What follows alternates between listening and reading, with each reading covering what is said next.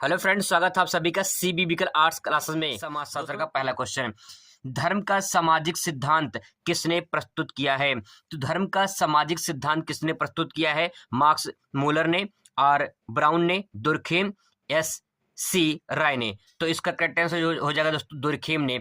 Durkheim ने धर्म का सामाजिक सिद्धांत प्रस्तुत किया है।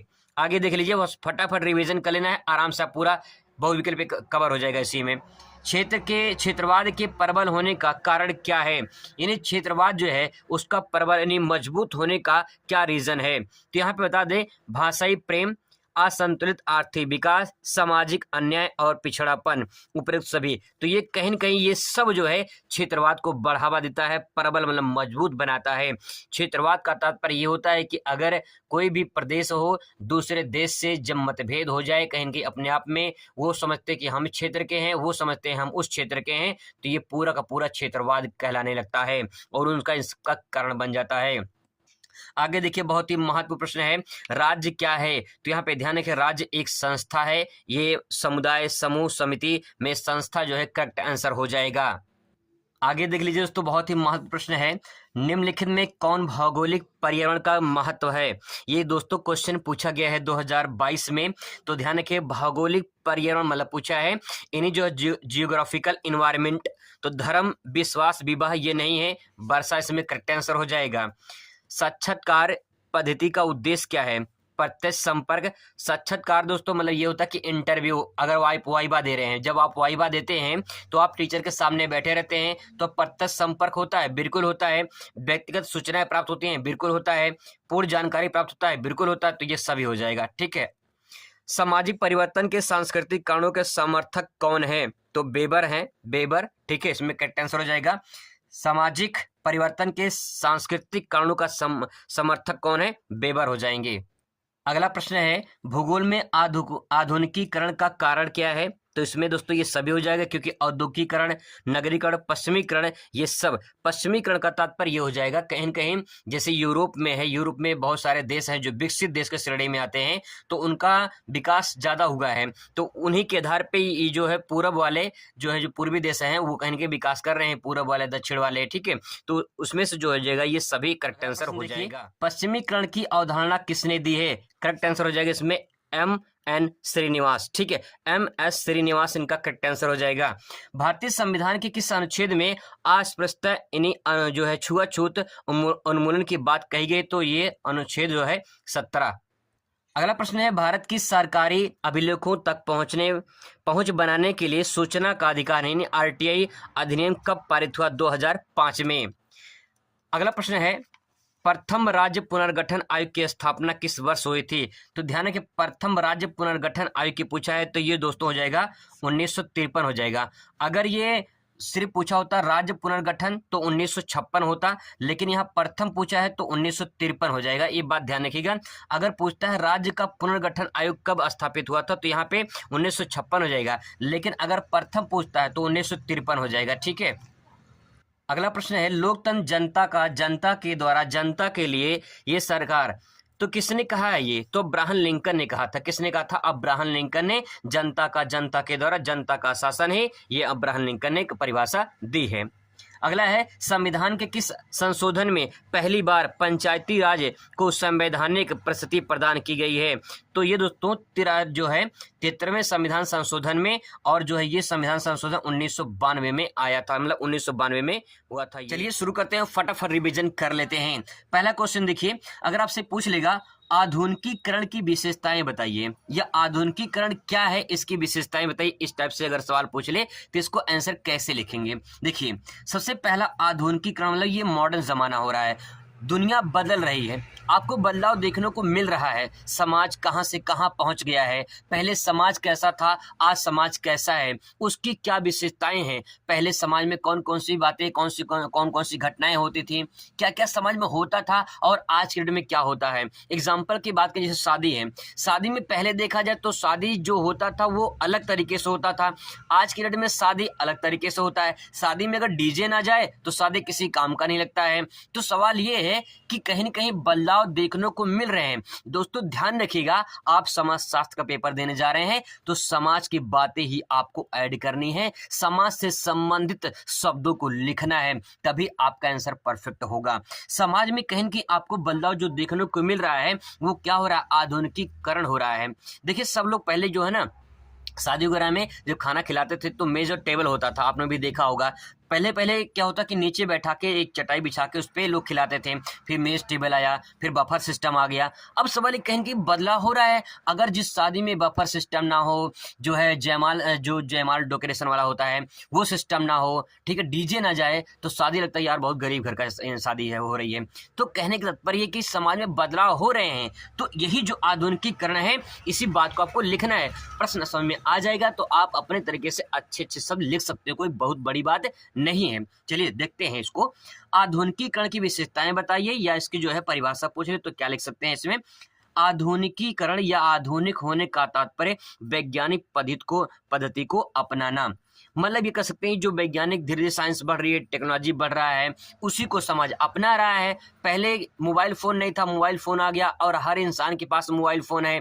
यहाँ तक कि जो एक तरह से जो कूड़ा बिन था उसके पास भी मोबाइल एंड्रॉइड फ़ोन है। तो समाज में कहीं की बदलाव हो रहे हैं, साइंस जैसे से आगे बढ़ रही है, समाज में परिवर्तन देखने को मिल रहे हैं।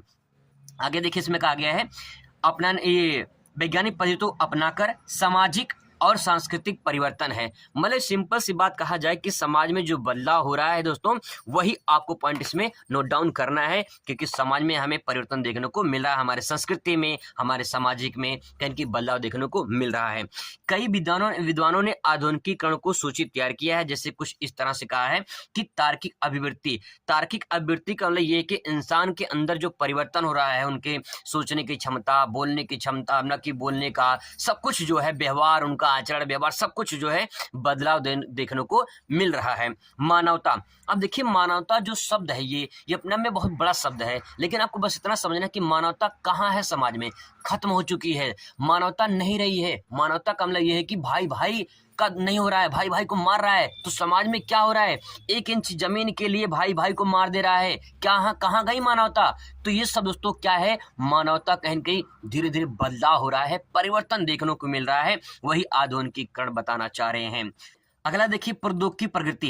देखिए साइंस बढ़ रही है, टेक्नोलॉजी बढ़ रही है। आप कृषि में देख लीजिए, कृषि में ऐसी सी मशीनें आ गई हैं कि इंसान को अब तो काम नहीं करना पड़ेगा। तो समाज में कहीं न कहीं बदलाव देखने को मिल रहा है, साइंस बढ़ रही है, साइंस बढ़ने के साथ साथ समाज भी कहीं न कहीं अपने आप में बदलाव कर रहा है। तो प्रौद्योगिकी के साथ साथ समाज भी परिवर्तन हो रहा है। जो समाज में परिवर्तन हो रहा है तो आधुनिकीकरण हो रहा है, सिंपल, ठीक है। आगे देखिए उच्च सहभागिता का तात्पर्य ये है कि कहीं न कहीं जैसे जैसे लोग आगे बढ़ रहे हैं, समाज बढ़ रहा है, साइंस बढ़ रही है, कहीं न कहीं उनकी सहभागिता जो है, एक दूसरे का सहयोग, साथ, ये सब कुछ भी उसमें बदलाव देखने को मिलता जा रहा है।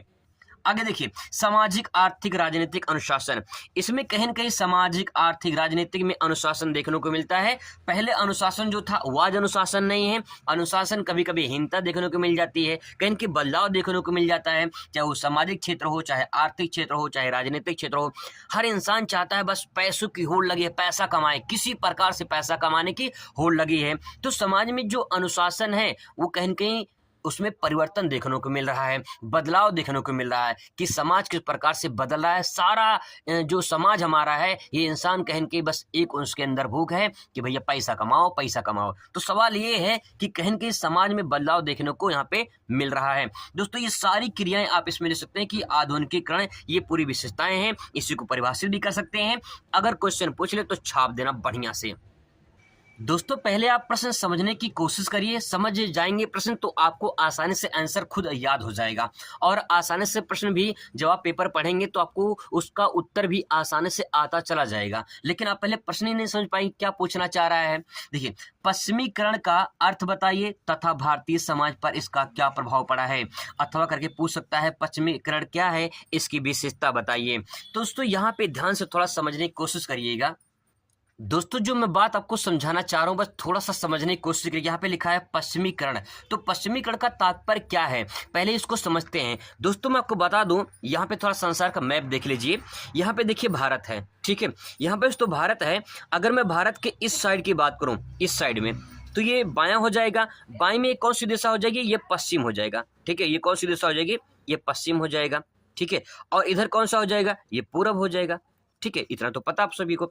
अब भारत के यहाँ पे अगर बाएं साइड पे देखें तो ये पश्चिम हो जाएगा। तो दोस्तों यहाँ पे जो देश यहाँ रहेंगे, ये सब जो देश हैं ये भारत के पश्चिम में आ जाएंगे।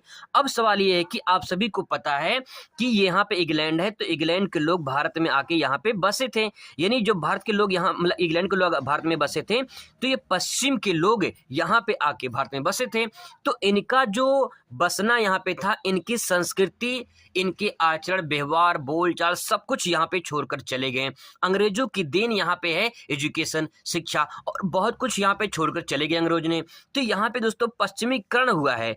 अब सवाल ये कि यहाँ से बहुत सारे लोग इस देश में यहाँ से भारत में आते हैं, तो सवाल ये है कि इनकी जो संस्कृति होती है, इनका जो भी राजनीतिक, आर्थिक, सामाजिक होता है, भारत में आते हैं और भारत में यहाँ पे सब कुछ अपने संस्कृति छोड़कर चले जाते हैं। तो पश्चिमीकरण दोस्तों जो हो रहा है, वही कहना चाह रहे हैं कि पश्चिमीकरण की क्या तात्पर्य है, जो देश कहीं न कहीं आते हैं उनके पीछे क्या रीजन है।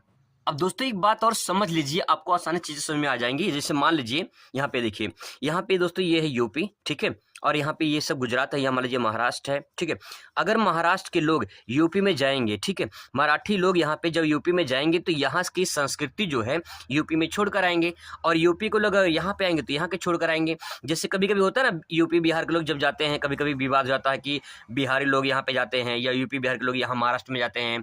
तो ये सवाल जो है, एक राज्य या एक देश जो दूसरे देश या दूसरे राज्य में जाता है तो वहाँ की संस्कृति लेकर आता है और अपनी संस्कृति छोड़ कर आता है।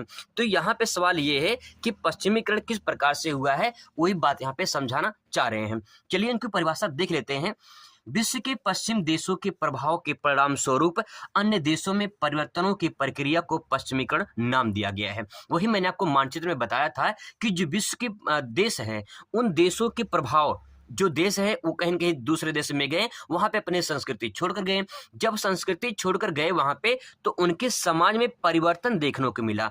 जिसी को जो परिवर्तन हुआ, उसी परिवर्तन को पश्चिमीकरण का नाम दिया गया। पश्चिम मतलब वेस्टर्न साइड, पश्चिम का, और करण मतलब करना। तो पश्चिमी की जो क्रियाएं हैं, पश्चिम की जो संस्कृति है, उनके द्वारा उनके समाज में परिवर्तन देखने को मिला है। ठीक है, ये बात इसमें समझ सकते हैं आप। अब देखिए, वहां की संस्कृति, तकनीकी, संस्थाएं, ज्ञान, व्यवसाय आदि के आधार पर परिवर्तन जो है ये पश्चिमीकरण कहलाता है। बहुत ही सिंपल वर्ड में आप समझ सकते हैं। मैंने आपको पहले ही बता दिया कि पश्चिमीकरण क्या हुआ। जब लोग वहां पे आएंगे, ठीक है, पश्चिम के लोग जब भारत में आएंगे तो वहाँ की संस्कृति लेकर आएंगे, वहाँ की तकनीकी, वहाँ की संस्थाएं, वहाँ का ज्ञान, वहाँ का व्यवसाय, ये सब कुछ जब लेकर आएंगे तो कहीं न कहीं, जैसे अंग्रेजी है, अंग्रेजी किनकी देन है? भारत की देन नहीं है, अंग्रेजों की देन है। तो अंग्रेज जब यहाँ पे आए थे भारत में तो अपनी अंग्रेजी छोड़कर चले गए, तो क्या हुआ? समाज में परिवर्तन देखने को मिल गया, अंग्रेजी पढ़ना अनिवार्य हो गया। तो समझ लीजिए कहीं कहीं बदलाव देखने को मिल रहा है। यही जो क्रिया है, यही पश्चिमीकरण कहलाती है। आई होप दोस्तों आपको समझ में आया होगा।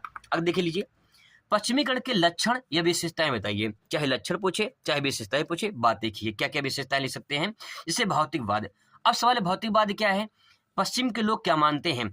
इसमें जो है अध्यात्मवाद को अधिक बल नहीं दिया गया है। अध्यात्मवाद का मतलब ये होता है कि इसमें जो है प्रकृति को ये सर्वश्रेष्ठ मानते हैं, और इसमें सबसे बड़ा अध्यात्म की जो है, अगर हम प्रकृति को मानते हैं तो प्रकृति पर निर्भर नहीं होना है। ये इसमें बातें कि अध्यात्म मतलब कि हम एक ऐसे बातों को समझे जो हम प्रकृति के ऊपर निर्भर नहीं हो सकते हैं। ठीक है, तो यहाँ पे पॉइंट ले सकते हैं। नगरीकरण। देखिए, नगरीकरण कहने की तात्पर्य यह है विकास का कारण जो है नगरों की संख्या में परिवर्तन है। और आपको सभी अच्छे से पता है कि यूरोप देश जो है उसमें ज्यादातर जो देश है वो विकसित की श्रेणी में आते हैं और उनमें कहीं की बदलाव देखने को मिलता है। विकास की श्रेणी में जब नगरों की संख्या बढ़ जाएगी, यानी गांव से जब नगर बनता चला जाएगा, तो उसे कहेंगे नगरीकरण। दोस्तों ये क्वेश्चन लांग में पूछ सकता है, इसलिए कुछ पॉइंट मैंने नोट डाउन कर दिया है। बस आपको समझना है कि क्या क्या लिख सकते हैं, इसलिए मैंने आपको पहले ही बहुत अच्छे से समझाने की कोशिश किया है। अगर आपको समझ में आया होगा तो इन सारे पॉइंट में आप अच्छी सी चीजें लिख पाएंगे। देखिए, औद्योगिकरण। औद्योगिकरण में क्या है? सिंपल सी बात यह है कि जब टेक्नोलॉजी बढ़ेगी, साइंस बढ़ेगा, तो औद्योगिकरण का निर्माण होगा। जब दूसरे देश में होगा तो वहां के औद्योगिक दूसरे देश में आएगी। ठीक है, जैसे मान लो कोई आविष्कार होता है तो जब कोई आविष्कार होता है तो उस देश में होता है। भारत में आविष्कार तो बहुत कम ही हुए हैं। तो जो आविष्कार हुआ है, जैसे मोबाइल फ़ोन की बात करें, कंप्यूटर की बात करें और बहुत बड़ी मशीनों की बात करें, तो जो आविष्कार हुआ है वो आविष्कार किसी दूसरे देश में होता है, फिर इसके बाद दूसरे देश में जाता है, तो उसका भी कहीं न कहीं प्रभाव पड़ता है। ठीक है, तो औद्योगिकीकरण ये सबसे इंपॉर्टेंट हो जाएगा। अगला देखिए, मौलिक अधिकार की मान्यता। मौलिक अधिकार जैसे भारत में है मौलिक अधिकार है, ठीक है, वैसे ही विदेशों के जो मौलिक अधिकार है वहाँ से लिए गए हैं, तो उनके आधार पे जनता को उनकी सहायता की जाती है, उनके मौलिक अधिकार जो कर्तव्य होते हैं उनको मिलता है। ठीक है, तो कहीं के मौलिक अधिकार जो वो लिए गए हैं दूसरे देशों से। शिक्षा का प्रसार, देखिए मैंने आपको बताया कि जो शिक्षा है, जो एजुकेशन है, ये अंग्रेजों की देन है। ठीक है, तो कहीं न कहीं शिक्षा प्रसार जो है उन्हीं का देन है। इसी धीरे-धीरे साइंस मतलब कि जैसे-जैसे समाज बढ़ता चला जा रहा है, शिक्षा का प्रसार होता चला जा रहा है। ठीक है, तो आप 2-3 3-3 4-4 लाइन आप इसमें लिख देंगे तो ये लॉन्ग क्वेश्चन आराम से बन जाएगा। यातायात का साधन, देखिए यातायात का जो साधन है, ठीक है, ये कहीं न कहीं हमारी जो साधन है वो हमें देखने को मिले हैं विदेशों से और यहाँ पे आए हैं। फिर इसके बाद जो है हमें अपने समाज में या फिर जो है अपने जो है पूरे क्षेत्र में, देश में, प्रदेश में यातायात के साधन में परिवर्तन देखने को मिलता है। आगे देखिए, विवाह संस्कार में सरलता। विवाह संस्कार में सरलता मतलब जैसे कि भारत में क्या है, भारत में क्या है, जाति बंधन है। तो जाति बंधन के आधार पे विवाह किसी जाति का दूसरे जाति से नहीं होता है। अगर कोई ए जाति का है तो अपनी ए जाति में ही करेगा। अगर ये गलती से बी जाति में कर लिया तो समाज स्वीकार नहीं करती है, समाज इसे दरकिनार कर देगा, समाज इसे बाहर कर देगा कि भैया हमसे मतलब नहीं, क्योंकि तुम्हारी जाति, ये तुमने अलग जाति में शादी कर लिया है।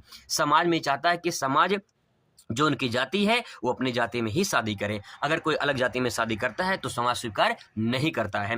लेकिन यहाँ पे जो पश्चिम साइड में है, यहाँ पे विवाह जो है वहाँ पे जाति बंधन है नहीं, तो विवाह करने में असरलता होती है। तो उसी का बढ़ावा देकर भारत में भी कहीं कहीं देखने को मिलता है। जैसे आपने बड़े बड़े हीरो हीरोइन को देखा होगा, वो अपने जो है शादी करते हैं किसी दूसरे धर्म में, किसी दूसरे जाति से कर लेते हैं, कोई दिक्कत नहीं है, क्योंकि उनसे जो है आसानी हो जाती है। ठीक है, आगे देखिए, स्त्रियों और पुरुषों के समान अधिकार। देखिए पश्चिम साइड में क्या होता है, स्त्री और पुरुष दोनों समान है, दोनों को रोजगार अच्छे से मिलता है, दोनों को व्यवसाय अच्छे से मिलता है और दोनों में कोई मतभेद नहीं होता है, समान अधिकार दिया जाता है। लेकिन भारत में अभी कहीं कहीं समस्याएं हैं, महिला पुरुष में कहीं कहीं समस्याएं हैं, क्योंकि लिंगानुपात देखा जाए तो भारत में बहुत ज़्यादा कम है। ठीक है, जैसे हरियाणा में बहुत ज़्यादा कम है। देखिए अगला पॉइंट, कर्म की प्रधानता। देखिए कर्म करेंगे तभी प्रधानता यहाँ पे उसके, देखिए कर्म नहीं, आप काम करिए, आप काम करेंगे तो आपकी प्रगति होगी, आपका विकास होगा, तो कर्म को प्रधानता दिया गया है। ठीक है, भारत में क्या होता है, लोग अपने कर्म पे प्रधानता मतलब कर्म नहीं करना चाहते हैं, अपने लक, भाग्य, नसीब, किस्मत पर जो है अपनाते हैं कि मेरा लक खराब है, मेरा भाग्य खराब है, मेरा नसीब खराब है। भैया पहले कर्म करो ना, जब कर्म करोगे तो लक, भाग्य, नसीब, किस्मत सब कुछ खुलता चला जाएगा। ठीक है, आगे देखिए, वैज्ञानिक पद्धति। वैज्ञानिक पद्धति का तात्पर्य है कि इसे हम अंधविश्वास का अभाव मान सकते हैं। वेस्टर्न साइड है, यहाँ पे अंधविश्वास बहुत कम होता है, मतलब कि वहाँ पे लोग झाड़ फूक ये सब जो है ये सब बहुत कम करते हैं। भारत में बहुत ज़्यादा होता है, तो वैज्ञानिक पद्धति को अपनाते हैं, वहाँ पे साइंस को अपनाते हैं, अंधविश्वास को नहीं अपनाते हैं। लेकिन भारत में अंधविश्वास को अपनाते हैं, लेकिन उसको देख कर कहें कि परिवर्तन हो रहा है। तो दोस्तों ये सारे पॉइंट आप इसमें ऐड कर सकते हैं और ये हेडिंग अगर आप लिख देंगे तो इसके अंतर्गत जो भी कुछ लिखेंगे वो सबसे परफेक्ट आंसर आपका बन जाएगा। अगला प्रश्न देखिए, संस्कृतिकरण आप क्या समझते हैं, आलोचनात्मक व्याख्या कीजिए, या संस्कृति क्या है, इसकी अवधारणा किसने दी है, इस प्रकार से क्वेश्चन पूछेगा।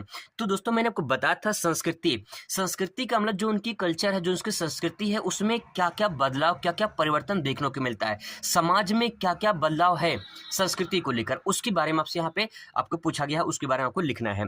पहला पॉइंट लिख सकते हैं यहाँ पे, क्या लिखेंगे इसमें, संस्कृतिकरण शब्द के साथ भारत के सुप्रसिद्ध समाजशास्त्री एन श्रीनिवास का है। तो यहाँ पे ध्यान रखिएगा, इनकी उदाहरण किसने दी है संस्कृतिकरण की, एन श्रीनिवास ने दिया है, ये ध्यान रखिएगा, अगला से क्वेश्चन पूछ सकता है। अब इसके बारे में क्या लिख सकते हैं, संस्कृतिकरण का अभिप्राय उस प्रक्रिया से है जिसमें समाज के निम्न जाति या अन्य जनजाति, अन्य समूह उच्च जनजातियों की जीवन पद्धति, आदर्श विचारों का अनुकरण मतलब होता है नकल करना। ठीक है, नकल करते हैं। दोस्तों बस सिंपल वर्ड में आप इतना समझा दूं मैं आपको कि जो है कोई भी देश या कोई भी क्षेत्र या कोई भी प्रदेश किसी बड़े देश को या किसी भी छोटे देश को, प्रदेश को, ठीक है, नकल करते हैं। जैसे आप क्या करते हैं, आप भी तो यही करते हैं ना, किसी अच्छे इंसान की नकल करते हैं। तो जब उस अच्छे इंसान की जब नकल करते हैं तो आप अपने अंदर उसकी अच्छाइयाँ भरने की कोशिश करते हैं। तो अपने अंदर जब उसकी अच्छाइयाँ भरने की कोशिश करेंगे तो आप में बदलाव होगा, बिल्कुल बदलाव होगा। अगर कोई इंसान अच्छा है, ठीक है, कोई इंसान अच्छा है तो उसकी बोलचाल, उसके आचरण, उसके व्यवहार, उसका सब कुछ जब आप ग्रहण कर लेंगे तो आप में परिवर्तन होगा, बिल्कुल परिवर्तन होगा। जो परिवर्तन होगा वही संस्कृतिकरण है, इतना बस समझिए, ठीक है। तो यहाँ पे बात वही कही जा रही है कि संस्कृतिकरण जो अभिप्राय है वो समाज में निम्न जाति, जो निम्न जाति होते हैं ये हमेशा, चाहे निम्न जाति की बात करें, चाहे जनजाति की बात करें, चाहे कोई अन्य समूह हो, ये उच्च जातियों का जीवन के जो होती हैं उनके आदर्श जो विचार होते हैं इनका अनुकरण करते हैं, इनका नकल करते हैं। बात समझ में, यही संस्कृतिकरण है। यानी कहने का तात्पर्य यह है कि जब कोई क्षेत्र, जब कोई प्रदेश, जब कोई देश या कोई व्यक्ति, कोई समूह या कोई भी हो, अगर किसी से नकल करके अपने अंदर कुछ परिवर्तन करता है, बोलचाल, आचरण, व्यवहार, गुण, सब कुछ परिवर्तन करता है, तो उसी क्रिया को संस्कृतिकरण कहा जाता है। किसने अवधारणा दिया है? ये M.N. श्रीनिवास को, इसको ध्यान रखा है। बाकी आसानी से क्वेश्चन को तैयार कर सकते हैं। अगला पॉइंट ले सकते हैं, संस्कृतिकरण की आलोचना तो व्याख्या कीजिए। इसके बारे में अगर आपसे यहाँ पे पूछ ले तो यहाँ पे हेडिंग डालेंगे, संस्कृतिकरण की आलोचना तो व्याख्या। क्या क्या आलोचना की गई है समझ लेते हैं। देखिए, पहला पॉइंट ले सकते हैं, संस्कृतिकरण एक जटिल शब्द है। पहला पॉइंट तो ये, संस्कृति जो करण है इस इतने आसानी से उसको हम परिभाषित नहीं कर सकते हैं, तो एक जटिल शब्द है। इसकी प्रक्रिया को समझना उतना आसान नहीं है जितना इसकी प्रक्रिया से लगता है। तो ये जो प्रक्रिया, मतलब कि बातें कही गई संस्कृतिकरण की, हाँ इसको हम ऐसे कर सकते हैं, तो इसमें बातें कही गई है कि संस्कृति को समझना आसान नहीं है। भले से लगता कि हाँ ये प्रक्रिया आसान है, लेकिन आसान नहीं है, तो ये जटिल शब्द है। दूसरा पॉइंट दोस्तों से मिल सकते हैं, सभी स्थानों पर एक निम्न जाति ही उच्च जाति के रीति रिवाजों का अनुकरण नहीं करते हैं। ऐसा नहीं है कि निम्न जाति ही, जो निम्न जाति के लोग हैं ये हमेशा उच्च जाति का ही नकल करते हैं, ऐसा नहीं है। कभी कभी उच्च जाति भी निम्न जाति का नकल कर लेते हैं। तो अनुकरण मतलब होता है नकल करना, ठीक है। तो यहाँ पे ये पॉइंट जो है यहाँ पे कहने की आलोचनात्मक व्याख्या में अंतर्गत आ जाएगा। अगर आप पॉइंट ले सकते हैं इसमें, संस्कृतिकरण में परिवर्तन इतना आसान नहीं होता है। देखिए, संस्कृतिकरण में जो इसके कारण जो परिवर्तन होता है समाज में, उतना आसान नहीं कि हाँ संस्कृतिकरण से जो है किसी का कोई देख लिया, नकल कर लिया तो उससे परिवर्तन हो जाएगा, ये कहा जा नहीं सकता है पूरी तरह से, ठीक है। पॉइंट है, भारतीय समाज जातियों के कारण संस्कृतिकरण कठिन समस्या है। भारत में जो जाति है, ये जाति बहुत बड़ी समस्या है, जिसके कारण संस्कृति नहीं हो पाती, संस्कृतिकरण नहीं हो पाता है, एक संस्कृति दूसरे संस्कृति में ट्रांसफर नहीं हो पाती है। तो ये जाति जो है ये सबसे बड़ा जाति बंधन वाला ये सबसे बड़ी समस्या है। आगे देखिए, संस्कृतिकरण से समाज में अलग विचारधारा देखने को मिलती है जो सामाजिक से परे है। मतलब कि जो संस्कृति है इसमें जो समाज के लोग रहते हैं इनकी विचारधारा अलग अलग टाइप की होती है, तो कहीं कि वो सामाजिक कभी परे हो जाती है, मतलब समाज में कभी भी फिट नहीं बैठती है। तो ये पॉइंट उसमें आप ऐड कर सकते हैं। अगला प्रश्न देखिए, पंथ निरपेक्षीकरण क्या है? पंथ निरपेक्षीकरण या धर्म निरपेक्षीकरण क्या है, इसके बारे में से पूछ सकता है। चाहे पंथ निरपेक्षीकरण पूछे, चाहे धर्म निरपेक्षीकरण पूछे, बात एक ही होता है।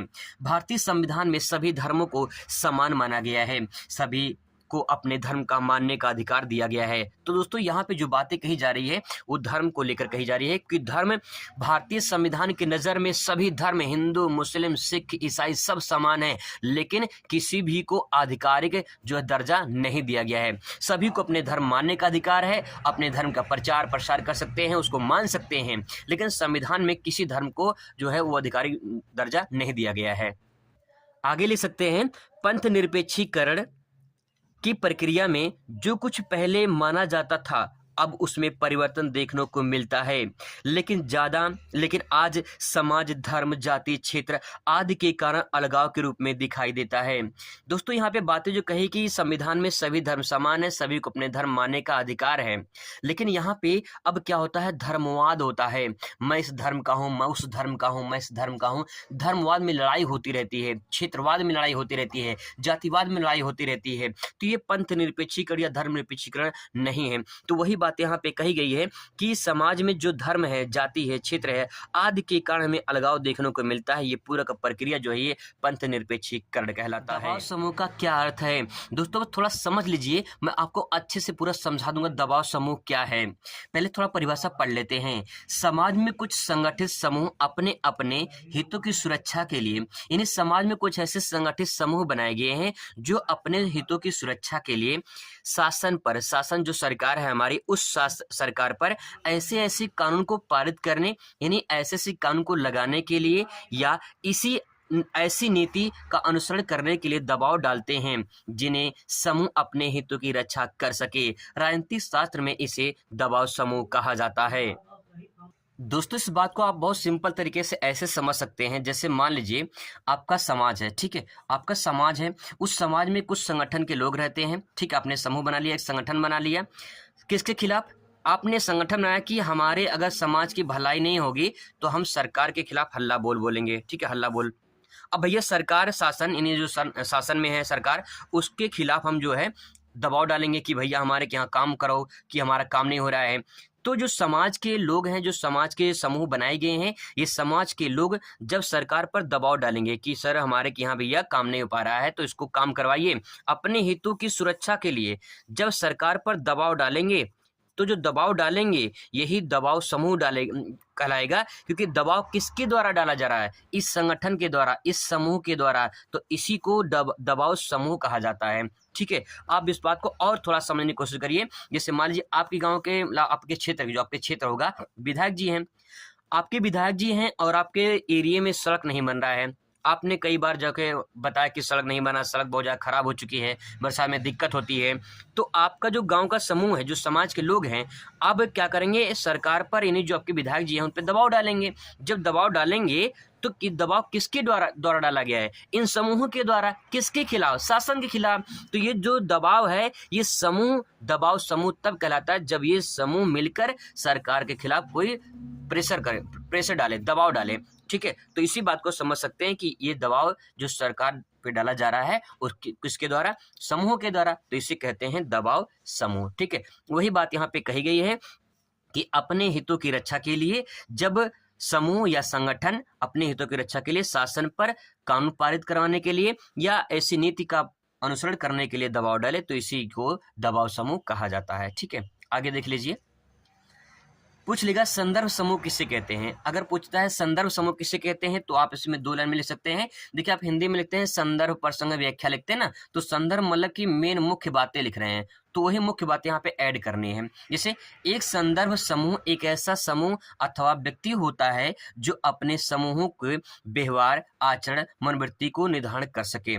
दबाव समूह के यहाँ पे थोड़ा अलग है। ये समूह जो कहना चाह रहा है वो ये है कि ऐसा व्यक्ति या समूह जो अपने समूह को व्यवहार के लिए, भाई अपने कोई समूह बनाया है, उस समूह के आचरण के लिए, व्यवहार के लिए, उसके जो है मनोवृत्ति के लिए जो भी आप निर्धारण कर रहे हैं कि आपका समूह कैसे आगे बढ़ेगा, समाज में कैसे भलाई होगी उसकी, उसको ही संदर्भ समूह कहा जाता है।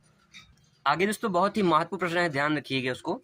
आरटीआई के बारे में पूछ सकता है। सूचना का अधिकार आरटीआई अधिनियम कब पारित हुआ था और इसका क्या तात्पर्य है? तो सूचना के अधिकार में अगर आपसे पूछ लेगा तो उसे कैसे लिखेंगे? पहला कुछ महत्वपूर्ण पॉइंट लिखेंगे। जैसे यहाँ आपसे पूछ लेगा 15 जून 2005 को इस अधिनियम को पारित किया गया था। यानी आरटीआई कब पारित हुआ था? तो आरटीआई पारित हुआ था 15 जून 2005 को। ये अति लघु में बहुविकल्पी में सवाल दोस्तों पूछ सकता है, ध्यान रखिएगा।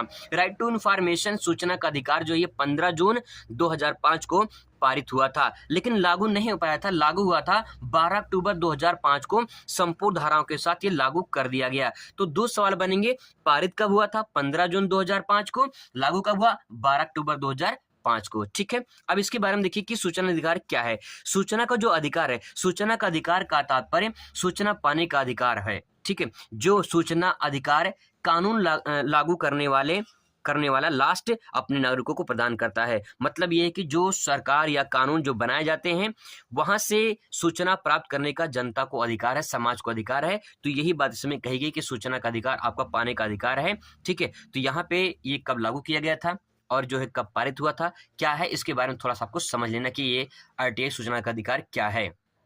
दोस्तों ये प्रश्न आपको तैयार कर लेना है, क्योंकि यहाँ से जो क्वेश्चन बना है वो ग्राम पंचायत के 3 दायित्व पूछा है।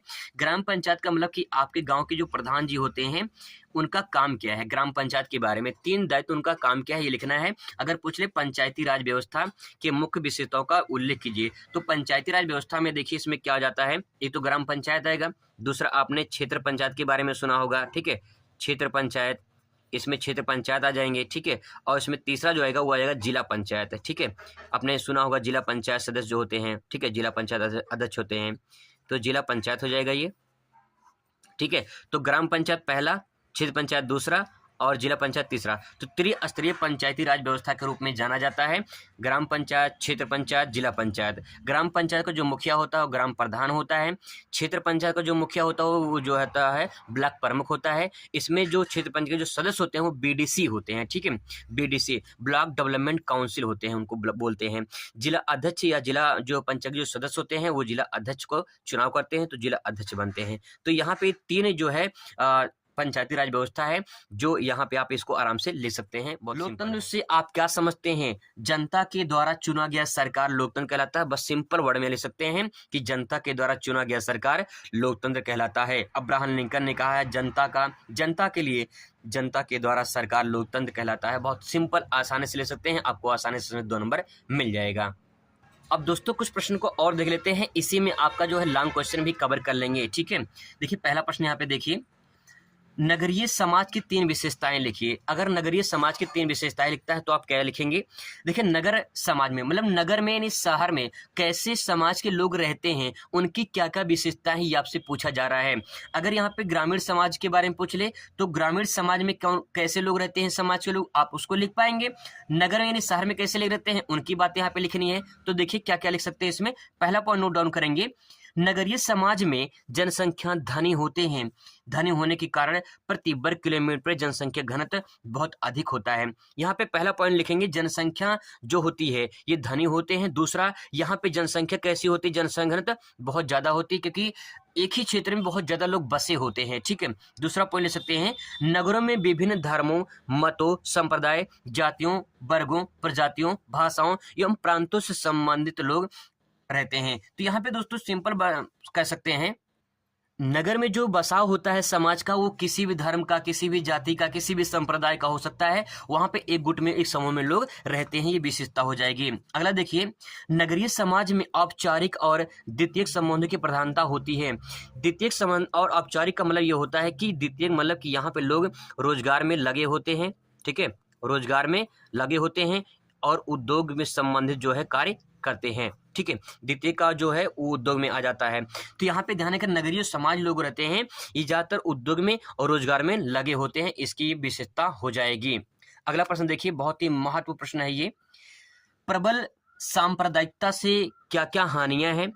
सांप्रदायिकता को दूर करने के लिए कुछ व्यवहारिक सुझाव दीजिए अथवा सांप्रदायिकता निवारण के लिए सुझाव दीजिए।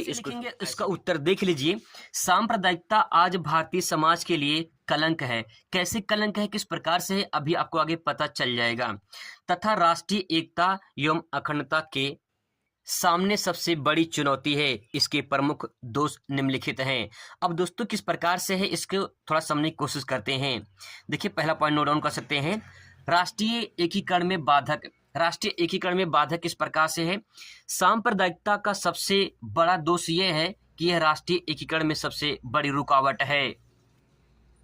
दोस्तों इसका मतलब यह है कि अलग अलग संप्रदाय के लोग जो होते हैं कहीं न कहीं समस्या खड़ी हो जाती है जब अलग अलग संप्रदायों का मत अलग अलग होता है, उनके विचार अलग अलग होते हैं। जब मत नहीं मिलेगा, विचार नहीं मिलेगा तो राष्ट्रीय एकीकरण नहीं हो पाएगा, क्योंकि एक संप्रदाय कुछ चाह रहा है और एक संप्रदाय कुछ चाह रहा है।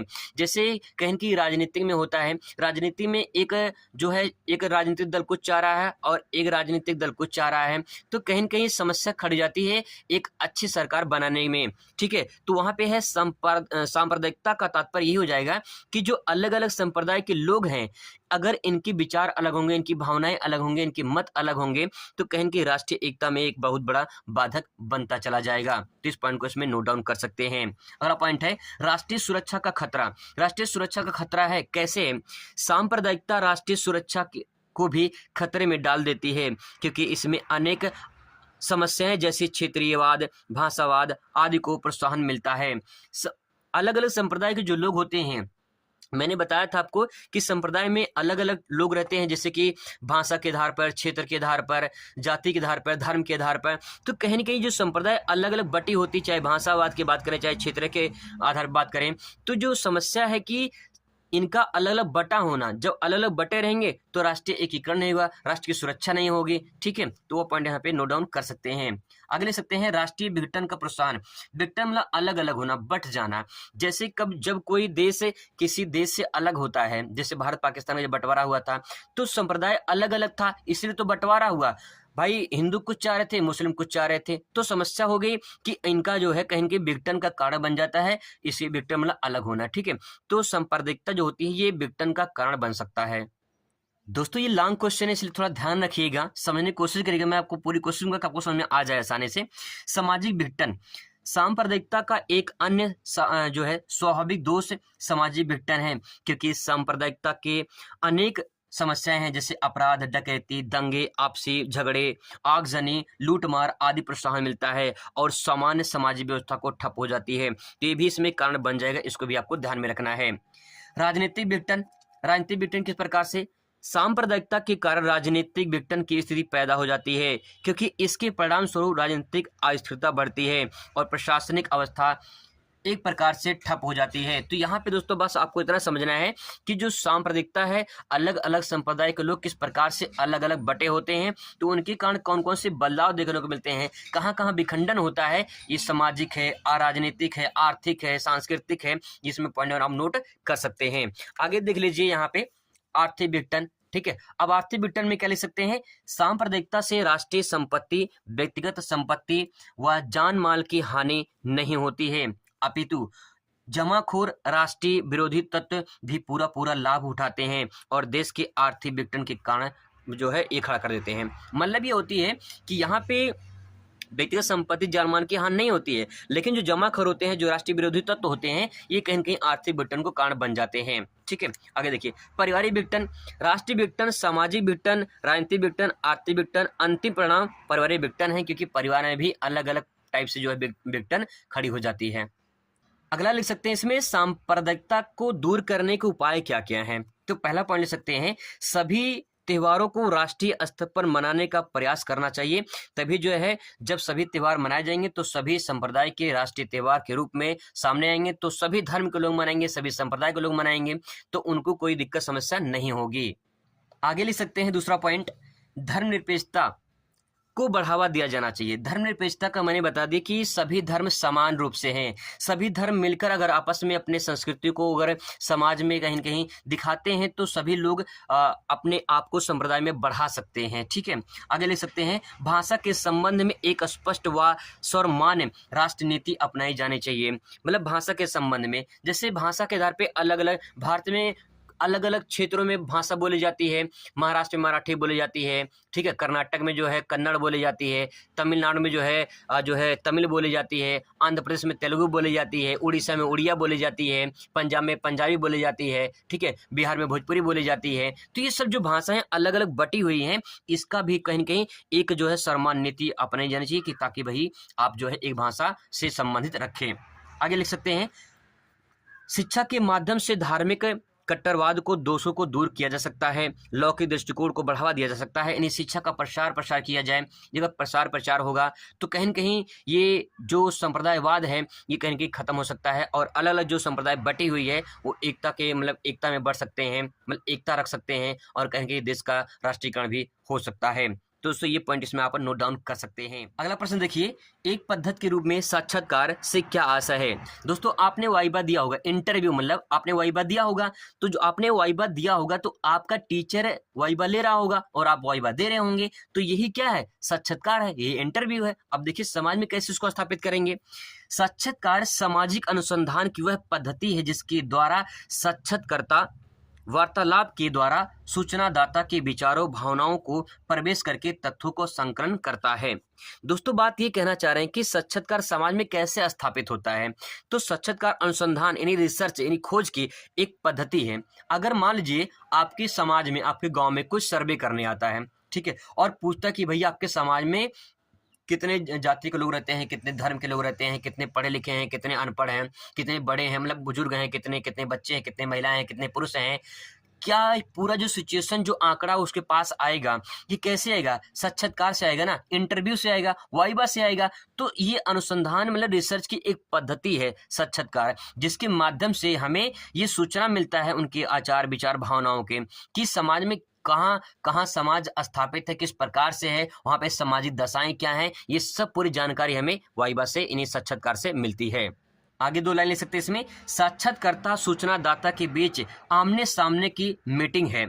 इसके माध्यम से सूचनादाता को निहित व्यक्तिगत सूचनाओं को भी प्राप्त किया जा सकता है। तो वही बताया मैंने कि आपने वाइवा दिया है, बस आप वाइवा दिए हैं, टीचर आपसे क्वेश्चन पूछ रहा था, आप क्वेश्चन का आंसर दे रहे थे, तो जो आदान प्रदान हो रहा था यही इंटरव्यू है, यही साक्षात्कार है। ठीक है, आगे देखिए। सामाजिक सर्वेक्षण के 2 प्रमुख गुण बताइए। सामाजिक सर्वेक्षण के 2 गुण कौन कौन से हैं? यहाँ पे इसका आंसर आपको लिखना पड़ेगा। ऐसे लिख सकते हैं, कैसे? जैसे देखिए, सामाजिक सर्वेक्षण मतलब ये होता है जब कोई व्यक्ति कोई जानकारी प्राप्त करने आता है तो पूछता है वहां पे आपसे कि समाज में जो है कितने धर्म के लोग, कितने जाति के लोग, कितने पढ़े लिखे, कितने जो है अनपढ़ है, ये सब है। ठीक है, तो सामाजिक सर्वेक्षण होता है, आपकी जो है समाज में जाकर लोग जानकारी प्राप्त करते हैं, तो इसमें 2 गुण आप ले सकते हैं। ठीक है, आगे देखिए।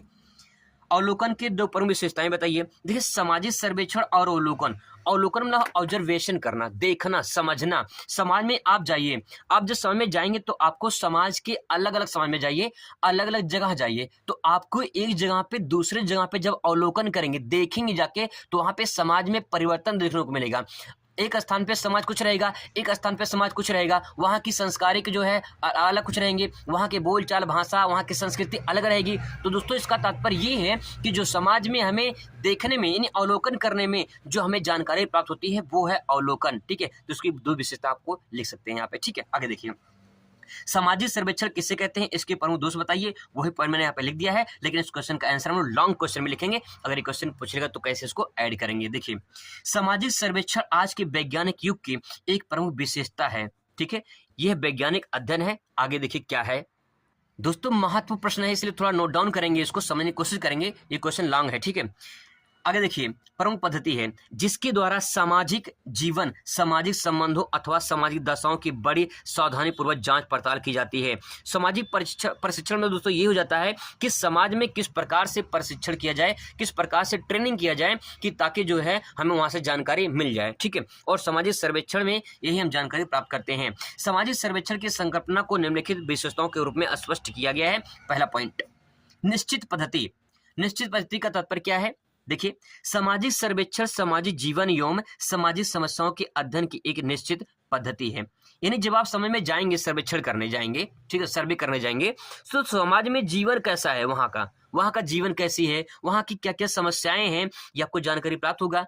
भाई, अगर कोई राजनेता या कोई भी अगर समाज में जाता है तो वहां पे पूछता है कि आपके यहाँ नाले नहीं बनी है, आपका रोड नहीं बना है, आपके यहाँ जो है कॉलोनी नहीं मिली है, आपकी जो है समाज की स्थिति कैसी है, वहां पे जब जानकारी लेगा किसके आधार पे? सर्वे के आधार पे। तो जब सर्वे के आधार पे जानकारी प्राप्त करेगा तो उसी को सामाजिक सर्वेक्षण कहेंगे। सामाजिक क्यों कहेंगे? क्योंकि कहाँ हो रहा है? समाज में हो रहा है। और क्या हो रहा है? सर्वे हो रहा है। तो ये सर्वे हो रहा है समाज में, तो उसे क्या कहेंगे? सामाजिक सर्वेक्षण ही नहीं कहेंगे। तो सिंपल है। ठीक है, आगे देखिए। वैज्ञानिक पद्धति का प्रयोग।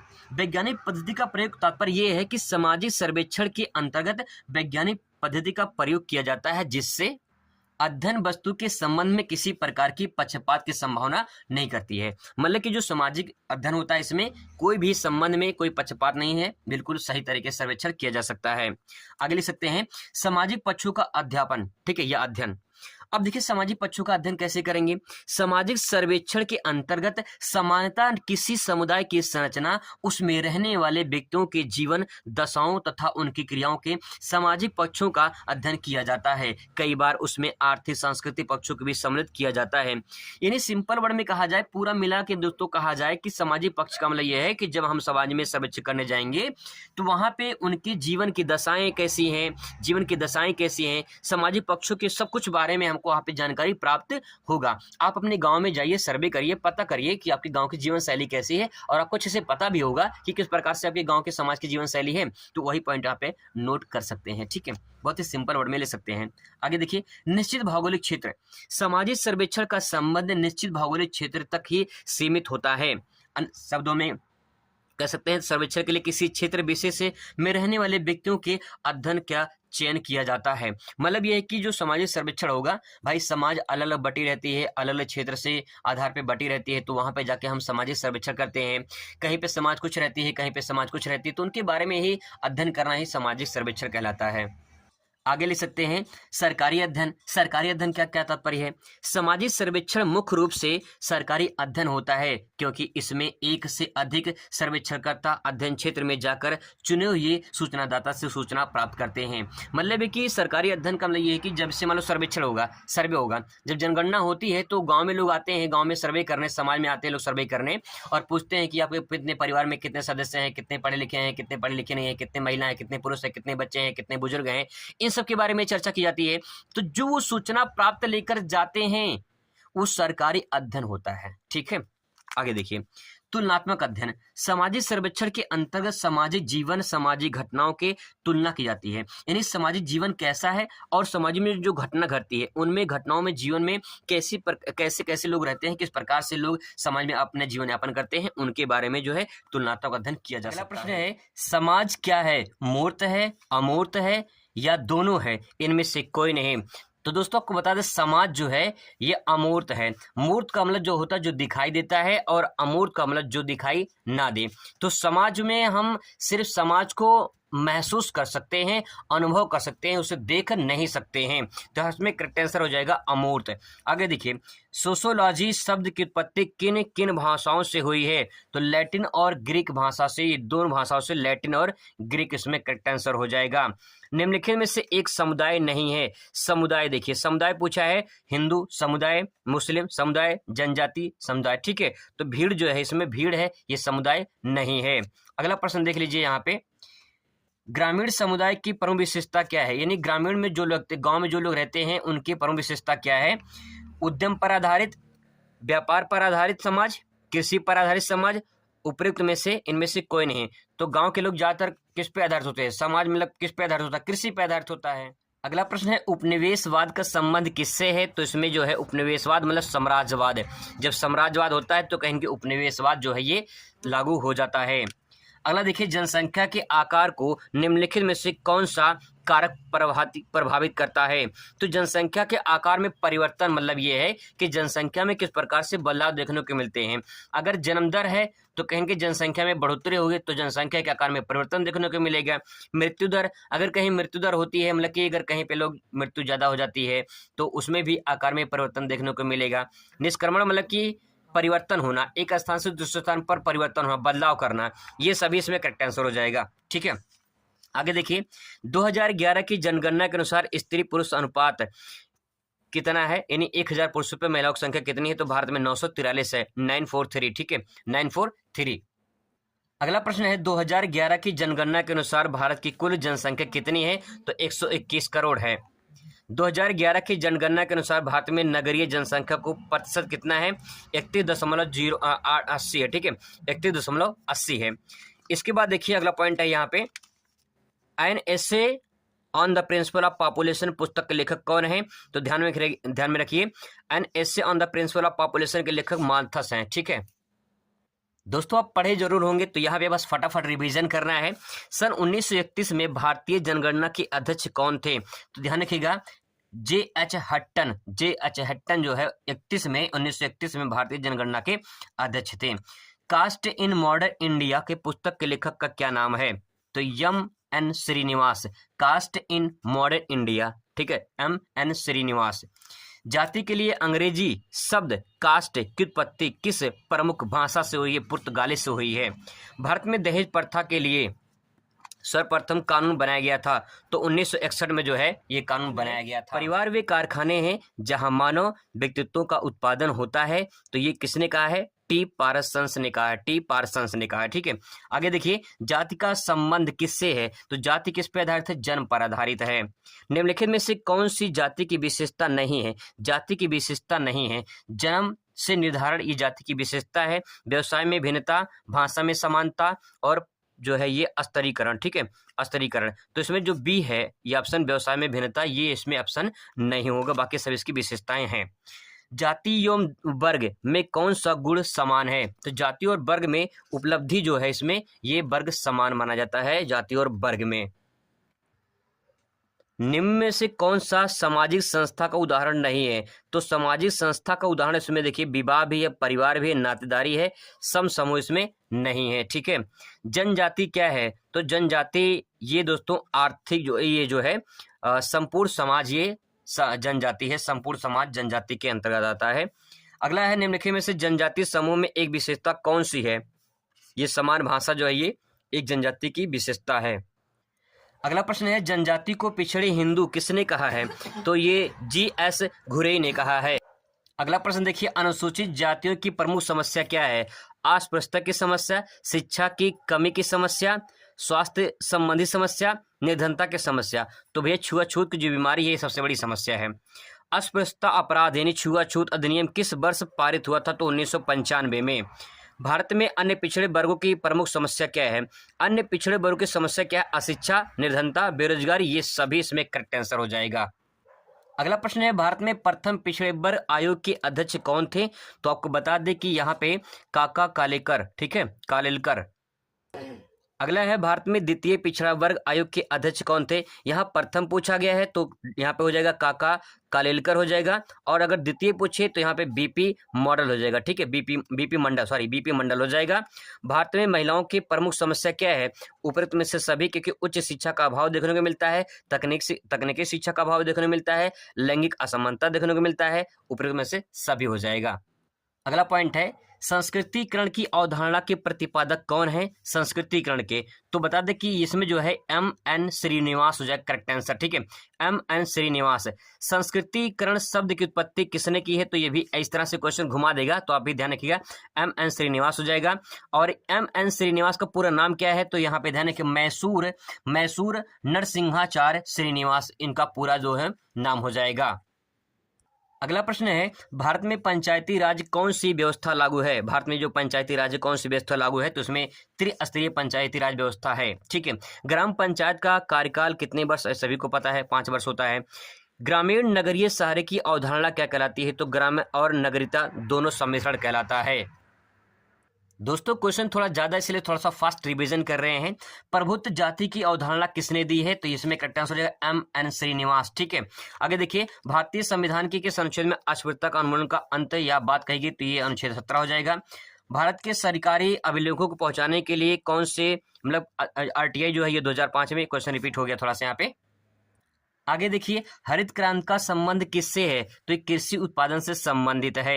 हरित क्रांति का सर्वाधिक प्रभाव किस राज्य में पड़ा? तो ये पंजाब से शुरुआत हुई थी। पंजाब, हरियाणा, यूपी 3 राज्य हैं जिसमें पंजाब सबसे पहले स्थान पर आता है। भारत में ग्रामीण विकास के लिए नरेगा किस समय लागू किया गया? नरेगा जो शुरू हुआ था ये 2005 में शुरू हुआ था, लेकिन जो है यहाँ पे पूरी तरह से जो है 2 फरवरी 2006 में पूरी तरह से लागू हो गया, 2 फरवरी 2006 को। ठीक है, आगे देखिए भारत में हरित क्रांति के जनक किसे कहा जाता है? तो जो है M.S. स्वामीनाथन को। ठीक है, M.S. स्वामीनाथन को भारत का जनक कहा जाता है। अगर विश्व के पूछे तो नॉर्मन बोरलॉन्ग को जो है विश्व का जनक कहा जाता है हरित क्रांति का। अगला प्रश्न है मेक इन इंडिया का उद्देश्य क्या है? तो आत्मनिर्भर भारत, आधुनिक मशीनों का प्रयोग करना, आर्थिक वृद्धि करना, ये सभी जो है करेक्ट आंसर हो जाएगा। औद्योगिकीकरण का आर्थिक विकास पर प्रभाव पड़ता है। तो यहाँ पे जो है उत्पादन व्यवस्था परिवर्तित होती है, आपसी तनाव एवं संघर्ष में वृद्धि होती है, विशेषज्ञों का जो है प्रादुर्भाव होता है। तो ये सभी जिसमें करेक्ट आंसर हो जाएगा। औद्योगिकरण का सामाजिक प्रभाव, इसमें भी ये सभी करेक्ट आंसर हो जाएगा। महत्वपूर्ण है सत्य शोधक समाज की स्थापना किसने की थी?